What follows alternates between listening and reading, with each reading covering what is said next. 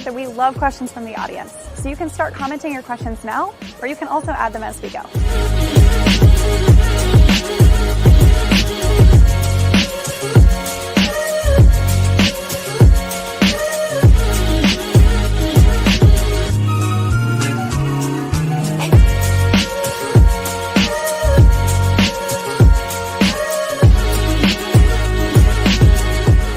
I'll be right back on to welcome our guests to the show.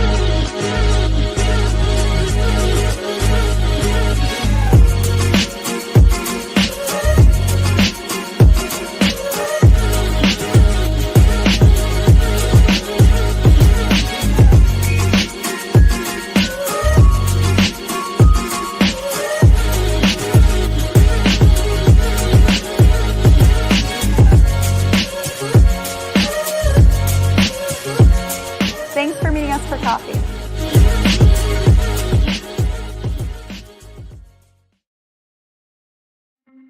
Watco Logistics makes supply chains simple.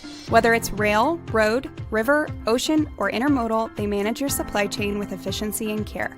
From heavy haul trucking to e-commerce fulfillment, they tailor solutions that fit your business, no matter the size or the complexity.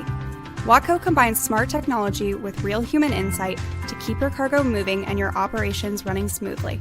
You can learn more about their full suite of services at watco.com/logistics. Good morning, everybody. Happy Tuesday. Thanks so much for joining us for coffee this morning.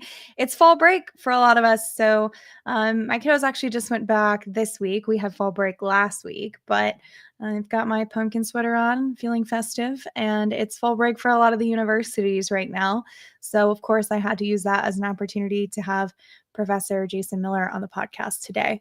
One quick housekeeping announcement. Trimble Insight is coming up now in less than a month.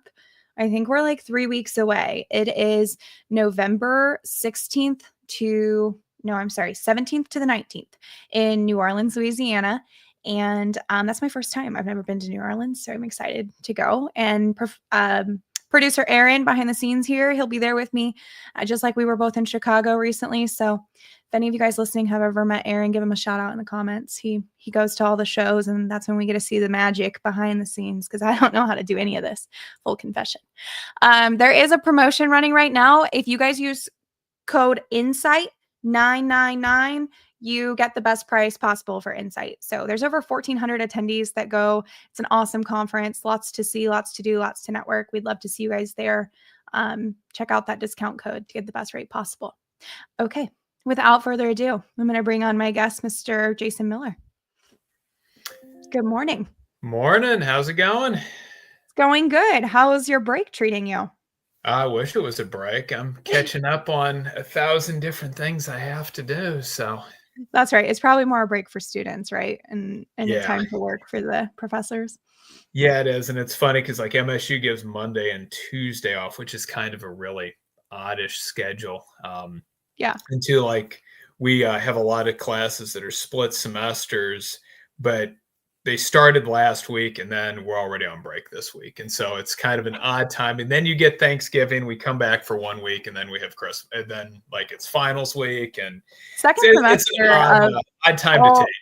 second semester of school is just brutal because you'll have all the winter seasons and then you have the spring break and then we're pushed into summer. So it's a tough time to keep at least I have first graders, so it's a tough time to keep them focused, but I Yeah. imagine for college students too.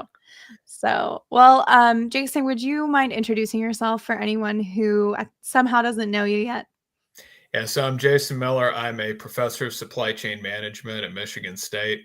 Most of my research is in the trucking space, but also then I'd say the intersection of economics and supply chain. And so talking a lot about, manufacturing, tariffs, all those fun topics. Yeah. Well, I love following you and the work that you do. If anyone is listening in doesn't follow Jason on LinkedIn, please do. It's a great place to see almost daily posts about a lot of the research that he's doing and the data that he's watching. So it's an awesome resource for anyone having to follow along in our space in the industry. It's kind of like a daily dose of what we try to do here on this podcast, which is figure out where freight markets and economics meet. So Jason's been on the show a couple times, but always looking for opportunities to have you back on when it works with your schedule. So Jason, I wanted to start out our conversation today. We usually jump into like economics first, but today I wanted to talk actually a little bit more about truckload pricing, just because there's been some chatter this month that we're starting to see maybe some shift in rates, at least pricing, particularly in the dry van rates. We saw some potentially meaningful movement at the very beginning of October. And I published the market update report newsletter. And at the time, at the very beginning of October, there wasn't really anything I could say on it. It was too early to know. But now here we are near the end of the month. And I wanted to circle back on that while I had the opportunity and get your thoughts on what's happening with rates right now. Yeah, so what we've seen in October, and this is using DATS data as of this morning, is we've seen a slight uptick with fuel. We're looking at about $2.08 per mile. That's up about 3 cents from September. But if you also look, then we started October at 2.15 a mile in their first read, and then it was 2.12, then it was 2.11. And my general sense is there was probably a little bit more excitement than is warranted. For example, last year, I just checked this morning, rates actually increased with fuel 5 cents a mile last October from last September. So we're tracking kind of like last year. And last year we had that port disruption on the East Coast ports. We had the couple-day strike. But I think a lot of it too is feeding into this open question of the English language proficiency enforcement as well as the non-domiciled CDLs. Right. I think that there is a community out there that is really almost wanting this supply. I keep hearing this supply side driven recovery in freight rates. And my argument is always, it's always about demand. And I think what's happened a little bit is sometimes we see these movements in rates. And if it fits a narrative people have, it really gets promoted. And I'll just sort of, caution. I was reading an article. I'm teaching a PhD seminar right now.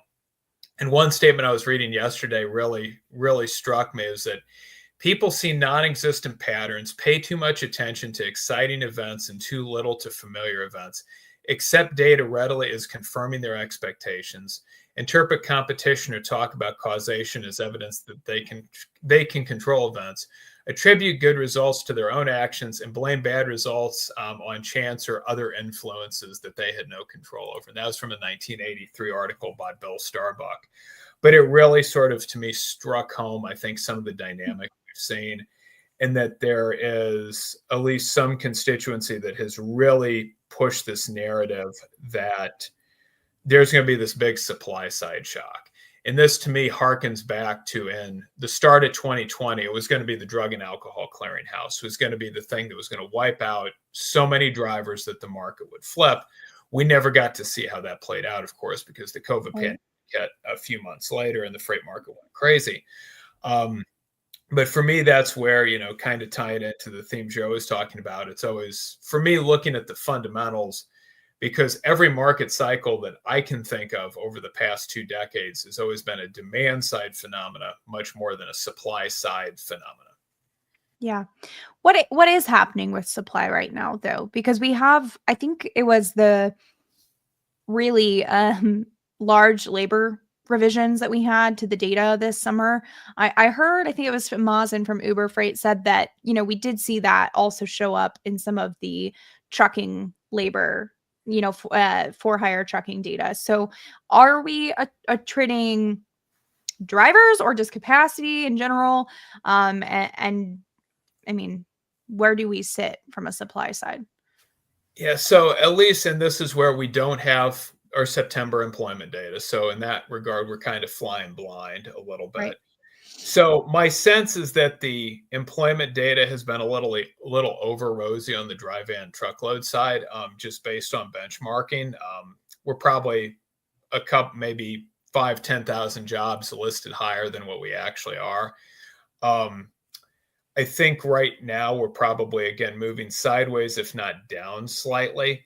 Um, but on the demand side, we're just not seeing the type of, again, sustained system-wide increases in demand.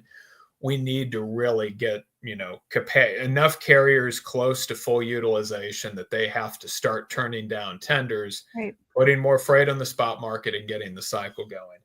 And that's been, I think, where this year, certainly compared to where, I mean, I was writing last November, I expected this year to be a much better year for carriers and a much better year for freight volumes in general than what it turned out to be. So I remember at this time, I had been forecasting, 4 to 6% increase in the PPI for the dry van truckload sector by June.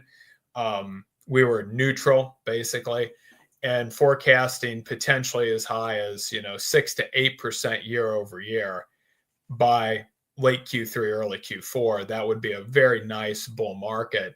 We're certainly not in anything like that. Sure. And I think I've heard some predictions already coming out for 26 for contract and spot rates. And I think they're similar to what we thought this year would be. So I think I've heard like high single digit increases on contract rates by the end of 26. Any thoughts on that? I would say I'm a little bit more bearish than that. I would say, low to mid single digits would be, to me right now, a little bit more reasonable. And that's just simply because of all the economic uncertainty right now. Sure. And that's where I think we're really starting to see it show up in the data. I mean, I just shared this morning single family housing permits, which is the leading indicator of where starts are going to be at. They've fallen 10% from since March, and that's because the builders have pulled back activity Yeah. because they don't know what their materials are going to cost. They also don't know about labor supply as well, so they're essentially being impacted twofold on that front. Um, and we've got a big existing inventory of houses that need sold. And so, to me, until the economic uncertainty really starts to resolve itself, it's going to be hard for companies to make those sort of hard to reverse investments that they need to make. We were talking just before things came on today. Crude oil right now is at the lowest level it's been since about May. I think it was trending. I was just checking CNBC at about 57.30 right now a Yeah. barrel. That's so low. That means you're going to have drawdowns in drilling activity, Hmm. which, while it's good for carriers from diesel's cheaper, it's actually bad for freight demand because it means less fracking. And Yeah. so, for a freight demand standpoint, it actually is, certainly not something we want to see.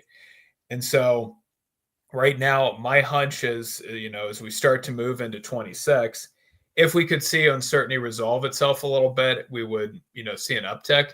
But until that happens, it's going to be difficult for companies to make investments.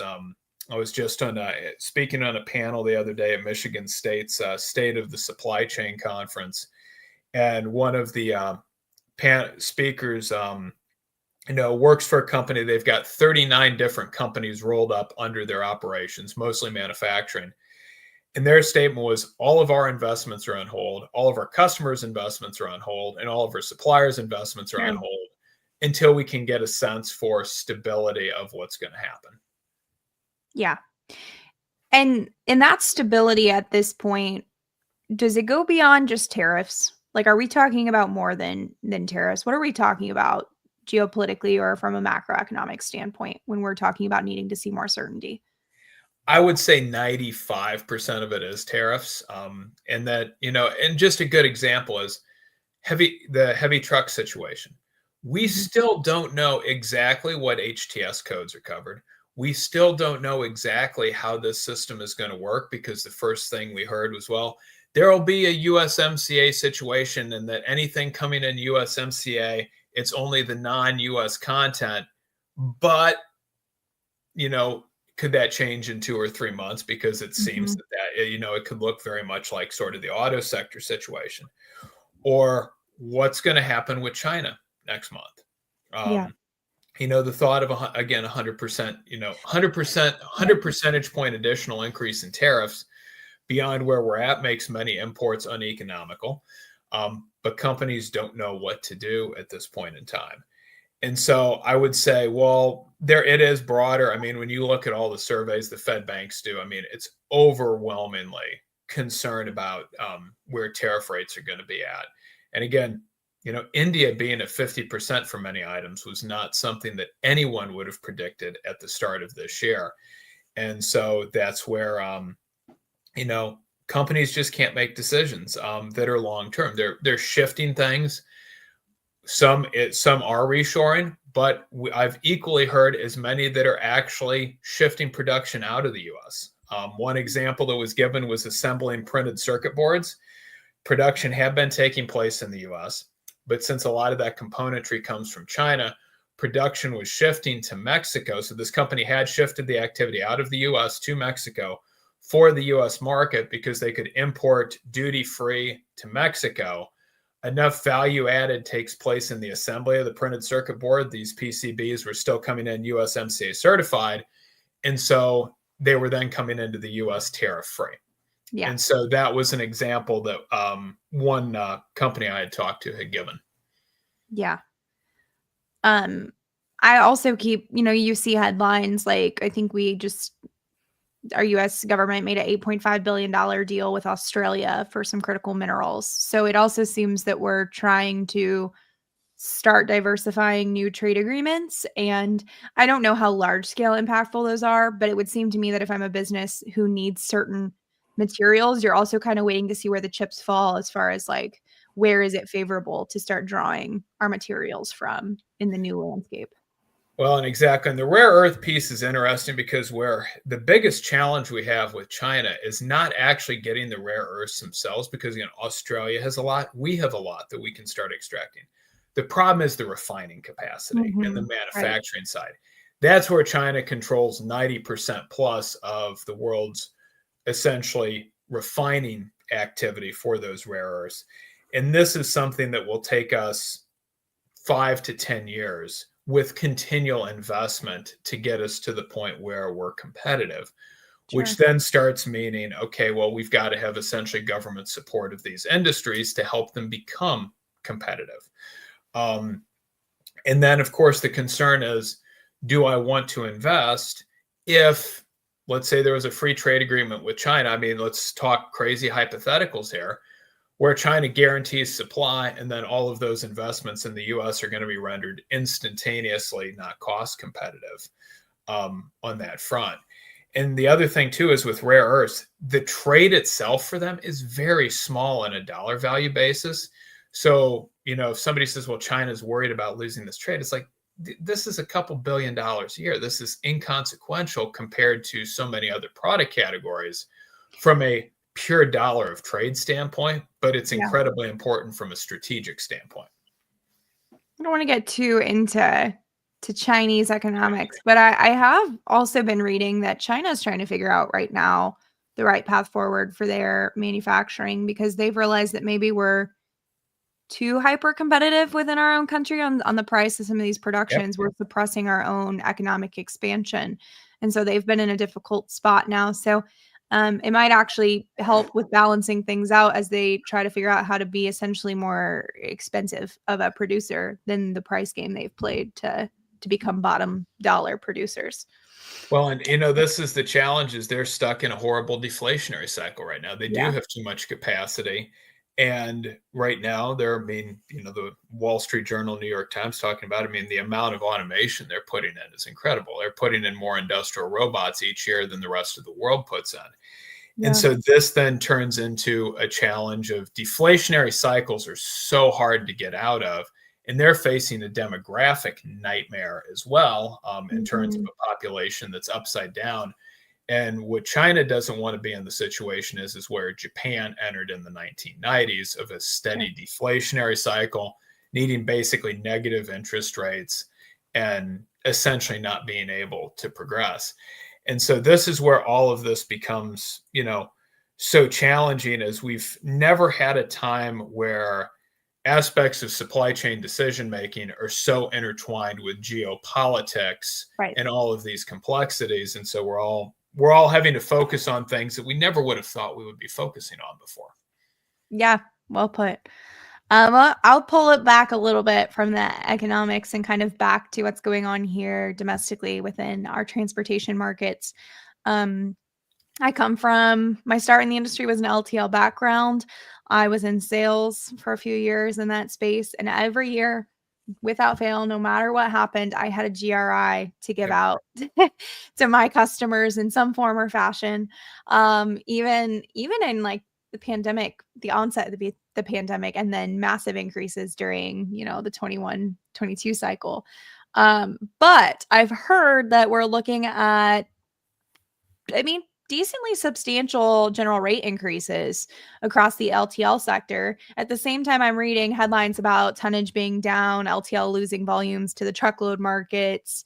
So what's going on in outside of just truckload? What's going on across our LTL markets here?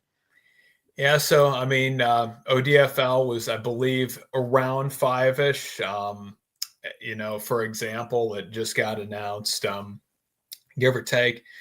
I think what it really shows is, we just had, our transition to more density-based freight classification system in LTL that hit, I believe, July 19th.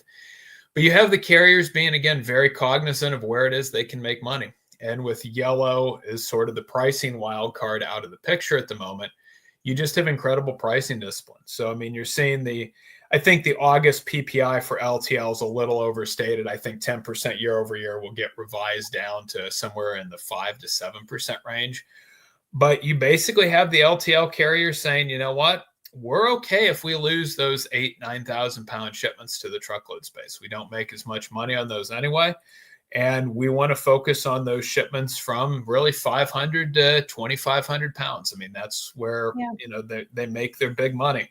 And you're really high up on that LTL rate curve. And so a lot of this is just discipline from a pricing standpoint. Sure. And this is why, as well, when folks want to say, when is the freight market really, truly going to start recovering?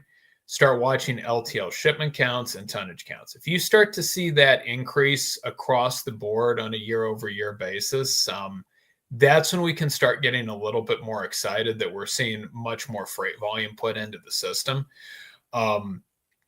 And right now, again, we're not seeing that at the moment. That effectively across the board, it's been pretty muted volumes. In July and August, we should get a lot of the quarterly updates here over the next couple weeks, and we'll see where full quarter results came in. But again, the carriers are just being very disciplined in that space. In a lot of ways, it's almost the opposite of the truckload side, in that you have Yeah. this challenge of getting off of the bottom on the truckload side versus on the LTL side. If you're a shipper, it's figuring out, how do I not get hit with a 4 to 7% increase, because these folks are all just so disciplined and they really understand their networks. And that's where it's at. Same way with the parcel side. You can expect each January, UPS and FedEx are going to hit you with about a 5% GRI. And obviously that's negotiable, but that's just where the universe is at. Yeah. And I mean, I love to just make the pretty extreme like contrast between what happens when we have less than 100 players serving an entire marketplace versus hundreds of thousands of players in the full truckload market, right? It's much messier. We spend way too much of our lives trying to figure out truckload pricing and where it's going to be and what's happening because of all of the diversity in the space. When you only have to keep tabs on, I mean, I'd say there's like somewhere around 100 at least LTL players, but like nationally or like regionally, we're looking at probably 30 major. Yeah. So it's just such an easier space to really say this is market when you have an understanding of it. And like you said, LTL carriers have always held a lot of discipline over their pricing. And it's true that for many years, Yellow was kind of that wild card that floated out there. But with them gone, a lot of these carriers you see align very closely. They kind of wait, the first couple of increases come out, and then the next ones are within point something percent of those first couple of increases. Yeah, no, I think Ken Adamo at DAT, he and I, used to joke about like the pseudo code that was how to do a GRI, Yeah. in a lot of these spaces. And it was, complex calculation if you were first, and then if you were following just whatever the prior guy said. Yeah. Yep. It is really cool though. I mean, I would say like,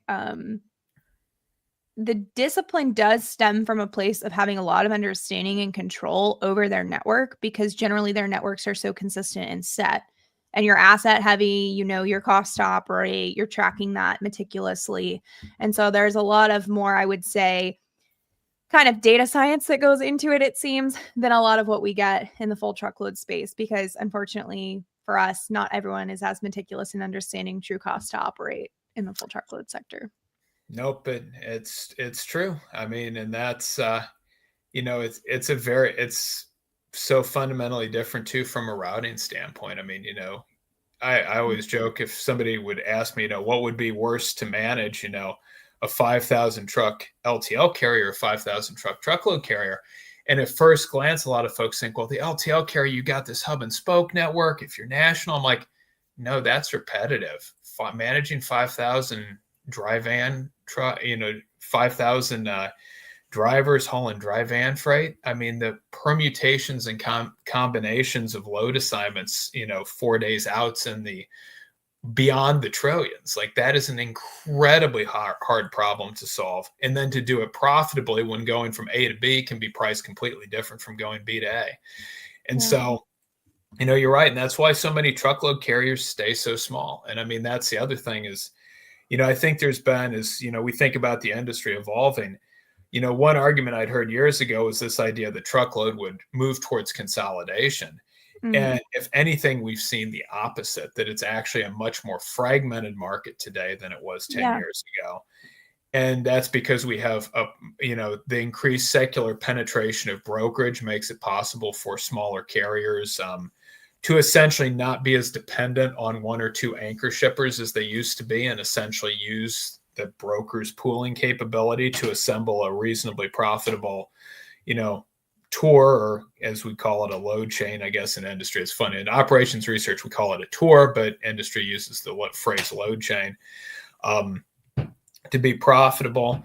And, we haven't seen a shift away from that, even with the decline of capacity really since 2022, that it's still a much more fragmented market.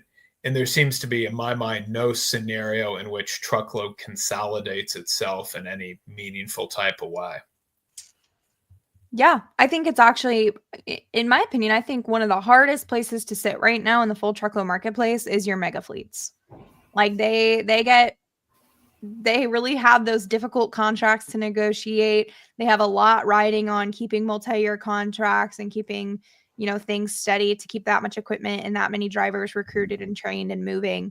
And to me, that, just seems like a very difficult spot to sit. And we saw that show up in earnings over the last few years, where like a lot of these mega fleets also have other divisions that they were kind of having to lean on to prop up the cuts they were taking in their full truckload space. And so you've really seen this like opportunity and growth for a lot of these mid-sized fleets, or even, the 10 truck, 20 truck, and then up to a couple hundred truck fleets to grow. And a lot of that they're balancing through brokerage partnerships as well. So cool evolution, I think. Yeah, no, the secular growth of brokerage, and I mean, even shippers' different attitudes in terms of how freight gets tendered, that, 10, 15 years ago, it didn't, you would have, you know, zone to zone, hey, Atlanta to Illinois for any of that, contract rate for any of that, unusual freight that you would end up having. Whereas today you just say, I'm just going to put this straight on a spot market. I'm not going to worry about having a contract for this. And so I know you've seen shippers also change their approach to procurement. It's now a much more dynamic cycle. You're looking at 3 to 6 month contract rates. Sure. Certainly the days back in 2014, 2015 of the 2-year contract rate. I mean, that is a thing, completely of the past. Yeah. Well, cool. But we're getting close to time, but I want to discuss some different scenarios for 2026. And before I do that, I want to also give a quick shout out and thank you to Watco Logistics for sponsoring our podcast. So they've been helping me this year make the podcast possible. And we talked a lot about manufacturing and outlooks and uncertainty. And one part of the supply chain that stays pretty consistent is food and beverage manufacturing, because we got to eat, we got to drink. And Waco has some really awesome services they've been expanding to support their food and beverage manufacturers. And those food supply chains have some really interesting inbound material transportation. And so Watco spans rail, bulk, barge, you name it. And they're helping bring in a lot of different types of materials and keep those supply chains moving even through all this uncertainty. So if you're a food or beverage manufacturer, definitely would recommend checking out their services and looking into the visibility and the support that they provide to our American food supply chain.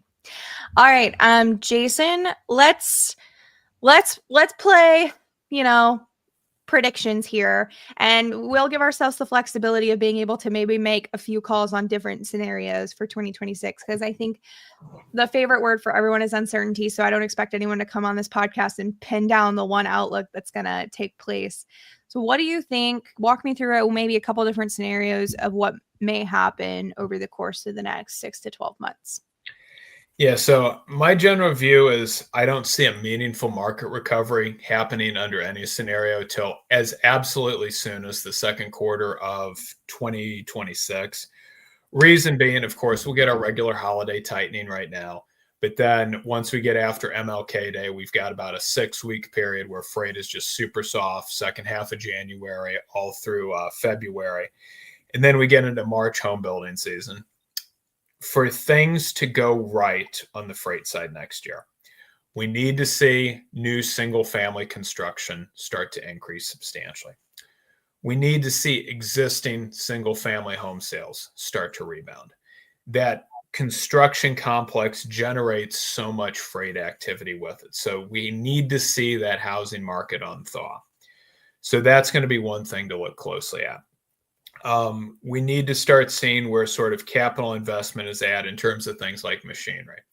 So, we've had situations where actually looking really good at the start of the year. That subsequently cooled down again because folks don't want to be investing in equipment when they don't know where their costs are going to be at and things of that sort. Sure. So taking a look at that, I think the housing complex will hold the key for next year's freight market. Without a meaningful improvement in housing activity, we're unlikely to see the type of sustained growth in freight volume that we need to really tip the market into a solid bull market. The other thing for everybody to remember is once the market does turn, and it'll eventually turn, but we are actually, since our payrolls in trucking are down substantially from the highs in 2022, and we've got fewer non-employer for non-employer businesses, so that would be your for-hire owner operators, than in 2022. You have a situation where we have some reserve capacity out there of individuals who have CDLs or who have had CDLs. They have operated trucking companies in the past, but they're not now. They have the ability to jump back in. We, in 2021, 2022, we were pushing beyond any employment we had ever had in the sector. So you were having to bring fundamentally new people on board. So I do feel that in that regard, the correction from a supply standpoint could be a little faster than it was before. We do, again, have the non-domicile CDL ruling, English language proficiency, maybe is sort of counteracting that. And so my base case for next year is you see freight rates, do sort of a, contract rates, again, 3 to 6% year over year increase type of scenario, maybe from where they're at today, which is nice, modest growth. But it's really more of a adjusting for operating costs type of situation than true fundamental bull market increase.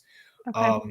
Again, 2018, we were seeing 40% year over year increases in spot rates at some points.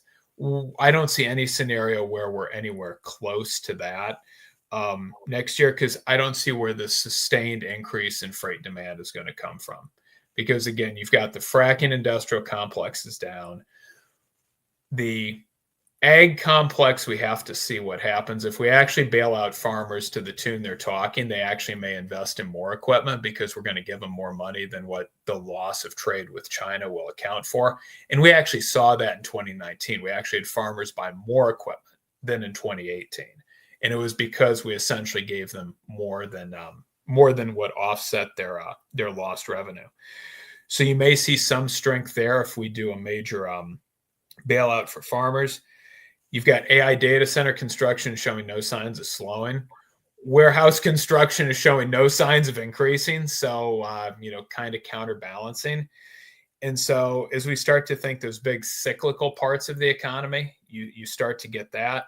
Unfortunately, our manufacturing goods exports are still down from 2018, 2019. You mentioned food. Unfortunately, our exports of meat are down 20% from where they were this time last year. And so it's really looking at what happens to housing. I think that's the key. I think all of us went into this year expecting the housing market to be much, much, much stronger than it is. The 10-year treasury coming down is a great thing from a housing standpoint. That means a 30-year mortgage is going to come down, offset by the fact people are very hesitant to move at the moment because they don't know, is that new job actually going to be there 6 months from now? And so we've got sort of some competing forces. And so with that, the other thing to be looking at a lot is going to be once the government's back and reopened and the BLS is publishing data, is from the JOLTS data, the Job Opening and Labor Turnover Survey, what is the hire rate at for people? Because people tend to move when they take new jobs. We need to start seeing that hiring rate rebound to really unlock that job market. And so everything I'm describing is going to take time to play out. And so from a carrier standpoint, I tell you, don't really get excited until as soon as Q2 of next year. And if we have, even a best case expansionary cycle, to me looks like 2014 in terms of its magnitude. We're not seeing any type of signs that we would see a 2018, back half of 2017, first 3 quarters of 2018 expansionary cycle. There's just nothing out there that would point to that type of sustained increase in freight demand coming. One last question on that supply piece, because I agree with you on like the driver side, where I think we have some CDLs that have shifted into some different types of work that could easily come back into the market. But I am curious about equipment, because I know that the trailer manufacturing and truck manufacturing sector has been hit pretty hard the last few years. And it's like 24 orders were lower than 23, and 25 were lower than 24, and now 26 are lower than 25. And so we have like production lines being shut down and material orders being, minimal.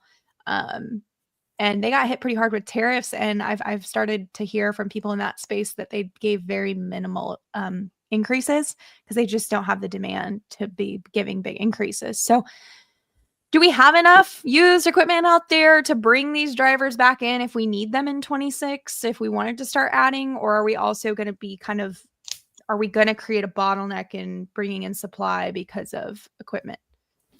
So I'm not too worried from the equipment side, just because these are production processes that are designed to inherently have a good deal of flexibility to scale. Like if you look at heavy truck production over time, it has big ebb and flows compared to take primary aluminum that is like literally smooth and steady, because we can't scale it very quickly. So I'm not quite as concerned there. I do think that the higher cost of equipment, I mean, make no mistake, tariffs are taxes. Tariffs, Yeah. result in price increases or reductions in profits. You get one of those two things. Um, that will make companies more hesitant to bring back capacity. Um, but again, then that gets counterbalanced by demand is unlikely to grow that rapidly next year. Um, and so that's where we sort of have to watch things. One thing I would tell everybody is don't look at the GDP data to get a real sense of where freight markets are going to be at, because the AI investment side is literally, basically you can think about it, the Meta, Alphabet, Amazon, and Microsoft, and now Oracle, OpenAI have pretty much put the economy on their backs with their capital investment efforts. And Yeah. it's truly outlandish amounts. Last year, I mean, the we stock saw, market in general right now is like, if you stripped out technology and AI, there's not as much going on as it would appear. yeah, exactly. And that's the other thing. Don't look at the stock market as an indicator of the freight side. And just a simple example, one of the sectors that has just taken an absolute beating since 2022 is paper manufacturing. I'm talking paper broadly defined, but especially, this year there's been a lot of articles written about how paperboard, containerboard, et cetera, production is down. It's down to some of the lowest levels since the global financial crisis. For me, all of the paper industry produces more freight each year than the entirety of the AI investment boom. Paper generates more freight than the auto sector does in terms of just the amount of freight generated by this one industry. And so I start looking at things and saying, okay, do we start to see paper rebound? That if we started to see signs of that, then I'd be getting a little bit more excited about things. But talking to brokers who handle a lot of paper, they're like, this has just been a horrible year so far. And so this is where I think there's just a disconnect between freight generating industries and the stock market. Yeah. And so it's companies that are making concrete products and bricks and paper and lumber. That's where you get a lot of freight generation. But these sectors contribute, I hate to say it, but practically nothing to GDP and very, very, very little to the stock market. Yeah. I actually I see this occur a lot within the LinkedIn space and transportation, where leaders in the transportation logistics space will speak really negatively about their predictions for the economy because it's so like they live in the freight markets, it sounds terrible, but it's like, it's very likely that we can see a scenario in 26, in my opinion, where we see some modest GDP growth and some economic recovery and stabilization, and we don't experience that same type of growth and stabilization again in the freight markets. But I think that's what the last few years has taught us, is that the economy and the freight markets can diverge more than we were previously used to. No, I think that's very true. And I mean, I've posted on it before, folks have said, well, inventories to sales look low. Well, they actually aren't in most the freight generating sectors. If anything, they're still very elevated. Right. And so there's always been, since spring of 2023, I've been hearing about this magical inventory restocking that's going to happen. And I teach inventory theory here at the graduate level. I've very familiar with this. There is no such concept that exists. And so there's not going to be a ton of inventory pouring in 2026 just because inventory levels only increase under normal conditions if demand is growing, because you need to provide an acceptable service level. And if you're selling stuff faster, you need more inventory in order to provide that same service level. So until sales increase, you're not going to see inventories go up essentially voluntarily. That means you got to have sales increasing, which is the exciting thing from a freight standpoint. And this is where, for me, I mean, I live in the industrial production data, looking at paper and plastic products and lumber. And admittedly, we have a little bit more steel production taking place right now. That's certainly a good thing. We have less steel imports, though, coming in, which means probably in terms of moving steel from a freight side, we're moving the same amount of steel that we evens were out. previously. Yeah. And so that's the other thing as well, is again, Motor vehicle production is basically steady. Yeah. Imports of cars are down, but exports of cars are down. And so again, that's where you start seeing things that, hey, if you are do a lot of local haulage from some of the, Ro-Ro ports for vehicles, it's a rough time right now. And Mhm. so same way if you're doing, Same for drayage export. providers. Yeah, drayage providers in certain markets have been hit pretty hard in the last few months with really, and this whole jerk and pause thing going on in the drayage sector didn't really help drayage No, providers because everyone competed for the freight when it did come in, so rates didn't see meaningful bumps. So you moved more freight on suppressed rates and now you have nothing. So it's and just really it's situational right now for the types of specialized providers in the geographical markets that they're serving.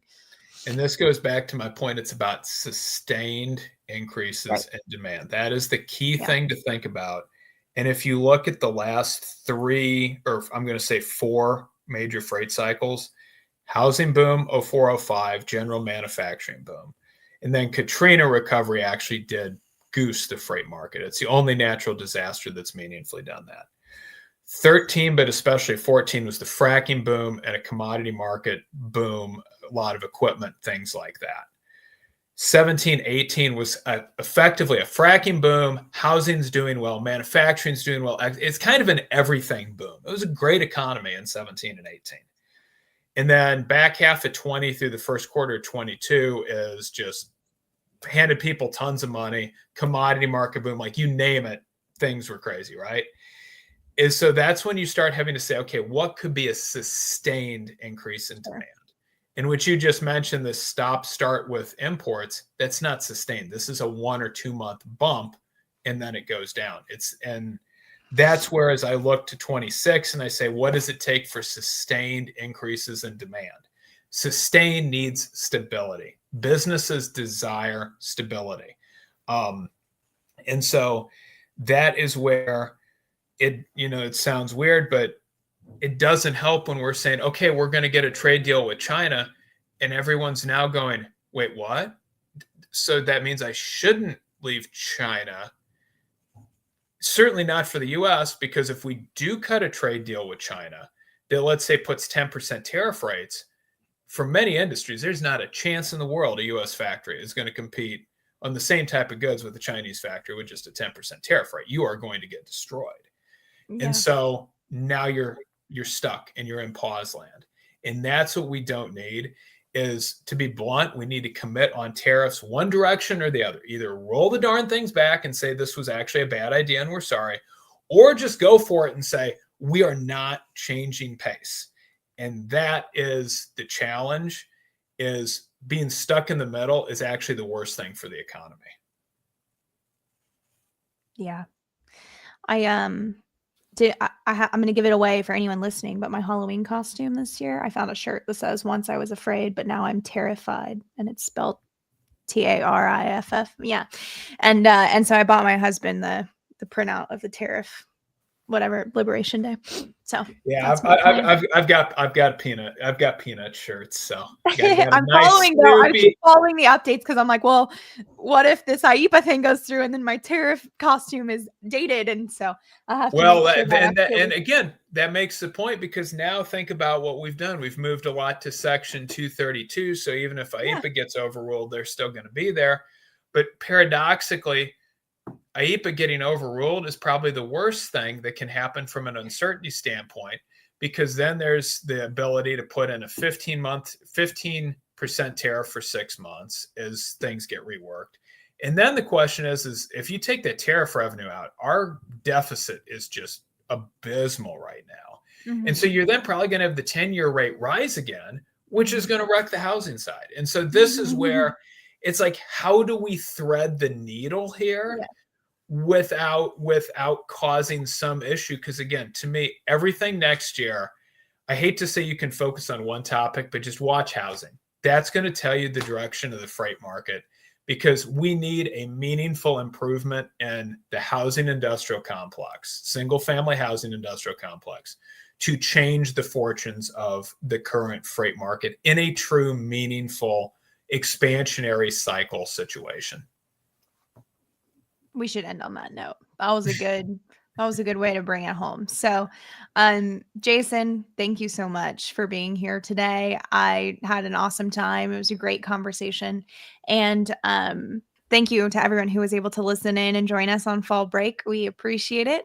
And we will have some short clips available. This podcast is available to watch back. It stays on LinkedIn Live, stays on YouTube. You can go watch it within 24, 48 hours. We'll get it out onto all your podcast platforms. So if you guys are listening back to this and you're not able to ask a question that's burning in your mind as you're listening, come find us on LinkedIn. Come tag us in the comment. Come tag Jason or myself and ask your question. We'd love to get to it. We always have a quiet audience. I see you guys all sitting here listening and watching, but we don't get a lot of questions on the live show. So if you guys think of something later or you listen back, please come ask us questions. Connect with Jason, follow him on LinkedIn, stay up to date on what he has coming out. Jason, thanks for joining us. I appreciate it. Hey, thank you for having me. Absolutely. And thanks to everyone for meeting us for coffee today. Thanks so much for meeting us for coffee. I'm so excited to be partnered with Watco as our show sponsor. Not only was Watco founded in my home state of Kansas, but the solutions they provide are, in my honest opinion, unmatched. If you have questions about Watco, you can scan this QR code to connect, check out the link in the episode description, or you can shoot me a message on LinkedIn directly, and I'm happy to talk more. If you enjoyed today's show, I'd love if you could leave a rating on your platform of choice. We'll see you next time.